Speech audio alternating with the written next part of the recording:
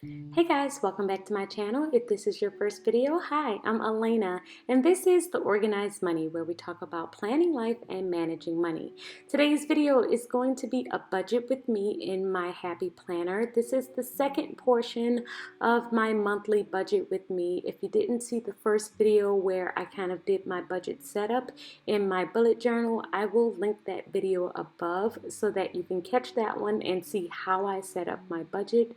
But this video will just be showing you how I put all of my budget items on my monthly calendar in my Happy Planner. So to make sure that I don't miss anything and I have all of my budgeted items covered, I do like to add everything that is budgeted for the month to my Happy Planner monthly calendar. So I am using the colorful dots here. These dots are from my sticker shop, and I like to separate them into the weeks that different things need to be paid. So as you can see, the very first week I am using the color orange, and I am adding everything that needs to be paid in the very first week with the color orange onto that week, so that when I am doing my weekly budget in my Happy Planner, I know that I have to cover everything that is in the color orange for the very first week.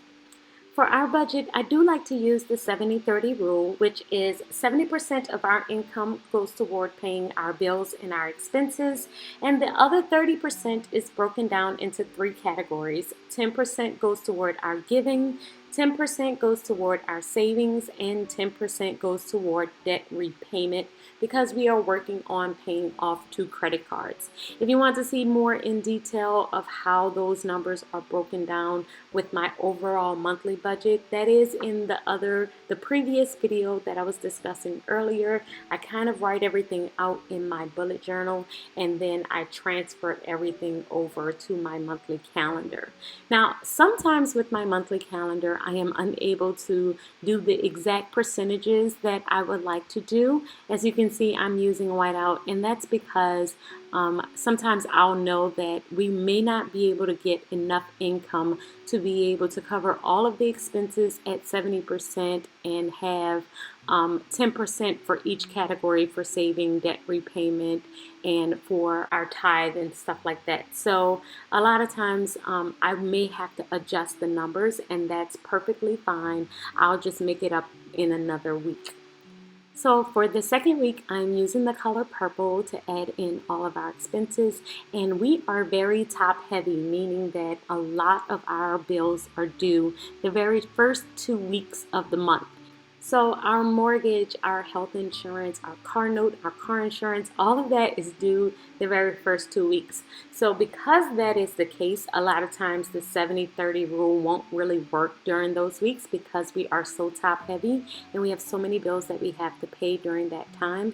And I will just adjust our savings and our debt repayment during those weeks and put that more toward the bottom half of the month. So the second 2 weeks is when I do a lot of my savings and a lot of our debt repayment, because I know a lot of our other bills are covered. So for the third week, I'm going to use the color pink, and this is the week where everything starts to get a little bit lighter as far as our bills are concerned. And this is probably where I start to add on more savings and more debt repayment, is during this week. So if you are just starting out with your budget and you want to know where to start, I always recommend that people start with this particular process, where you are laying out all of your expenses on a calendar. I feel like it's the best way to kind of see what you have and when things are due. I love doing this process, and the very first time that I did it, I basically printed out my bank statement and I looked at when each amount came out of my account. Based on when it was deducted from my bank account is when I added it to the calendar. I feel like this is the best way to kind of get an overall overview of what is kind of going on with your bills. And this process really helps you out when you're trying to figure out how much you're overspending or how much you're spending in certain categories. So I absolutely love to do this, and I recommend that everyone do this. So now that I've added all of my bills to my monthly calendar. I'm going to pop the sheets back in, and then I am going to switch back over to my bullet journal. In my bullet journal, I want to add a monthly overview, which is basically going to be a summary to sum up my budgeted amount for all of my categories, along with the actuals for the month of September.